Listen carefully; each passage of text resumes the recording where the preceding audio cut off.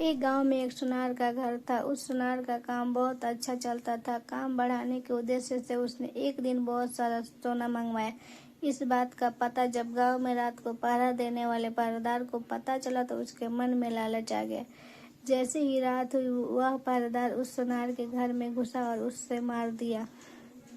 सुनार के मारने के बाद वह जैसे ही बाहर निकला तभी उसे सुनार के एक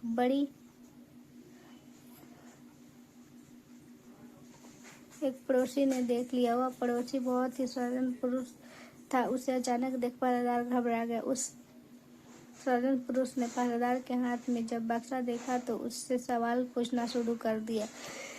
ये बक्सा लेकर कहाँ जा रहे? शोर मत मचाओ, देखो इसमें से थोड़ा सोना तुम ले लो, थोड़ा मैं ले लेता हूँ। मैं ले लूँ, मैं गलत काम नहीं कर सकता।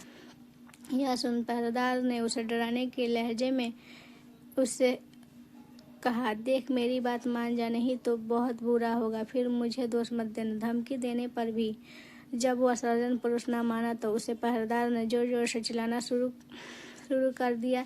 जब सब लोग इकट्ठा हो गए तब वह सबको झूठी कहानी बताने लगा। ये आदमी सुनार के घर से यह बक्सा लेकर आ रहा है, मैंने इसे पकड़ लिया।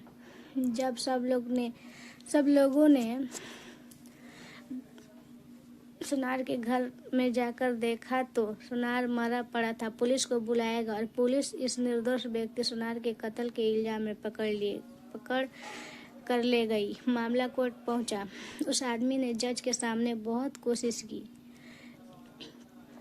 खुद को निर्दोष साबित कर सके, लेकिन सारे सबूत और गवाह उसके खिलाफ थे। जैसे ही उसके फांसी की सजा हुई वैसे ही उसके मुंह से निकला, भगवान के दरबार में कोई न्याय नहीं। जिसने मारा है उस कोई सजा नहीं और जिसने कुछ किया भी नहीं उसे फांसी की सजा मिल गई। जज को उसके इन शब्दों से लगा कहीं उन्होंने फैसले में कोई गलती तो नहीं कर दी। जज ने सच का पता लगाने के लिए एक योजना बनाई। अगली सुबह एक आदमी रोता रोता जज के पास आया और बोला, सरकार, हमारी भाई की हत्या हो गई है, इसकी जांच होनी चाहिए। उस समय जज ने फांसी की सजा मिले व्यक्ति और उस पहरेदार को उस मरे हुए व्यक्ति की लाश उठाकर लाने को कहा। जब दोनों दिए गए पते पर पहुंचे तो देखे कि खून से लथपथ लाश चारपाई के ऊपर पड़ी है और उस पर चादर डाली गई है। दोनों ने उस चारपाई को उठाया और चलने लगे। रास्ते में पहरेदार ने उसे फांसी की सजा मिले व्यक्ति को कहा, अगर तुमने उस रात मेरा कहा मान लिया होता तो तुम्हें फांसी की सजा भी ना होती और सोना भी मिलता, सो अलग। इस पर उस व्यक्ति ने जवाब दिया, मैंने तो सच का साथ दिया था, फिर मुझे फांसी हो गई। भगवान ने न्याय नहीं दिलाया मुझे। चलते चलते जब दोनों जज के सामने पहुंचे तो चारपाई पर पड़ी हुई लाश एकदम उठ गई। असल में वो लाश ही नहीं थी बल्कि जज द्वारा सच का पता लगाने के लिए एक सिपाही था।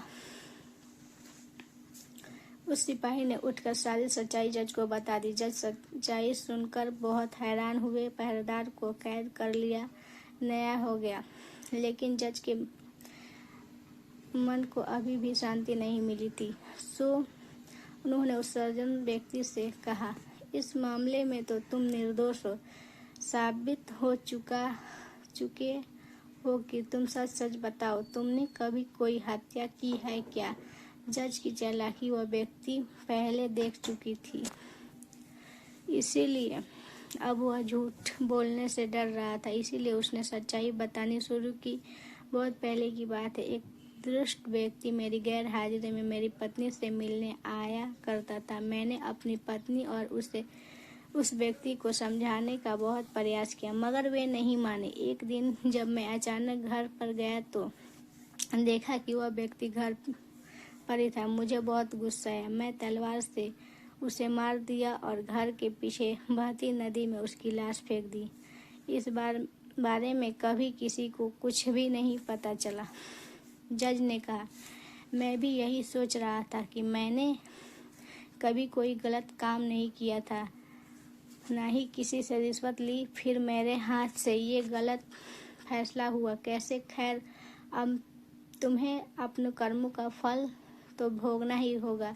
पहरेदार के साथ अब तुम्हें भी फांसी होगी। तो दोस्तों, ये बात सच ही है कि कर्मों का फल भले ही देर से मिले, लेकिन मिलता जरूर है। फल कैसा होगा यह इस बात पर निर्भर करता है कि आपको कर्म कैसे थे। आप बुरे कर्मों का फल अच्छे कर्म के टाले नहीं करते। जैसे ही उस व्यक्ति से पहरेदार को रोक कर अच्छा कर्म करना चाहता था, लेकिन उस अच्छे कर्म के कारण उसके बुरे कर्म भी नहीं भूल जाएंगे।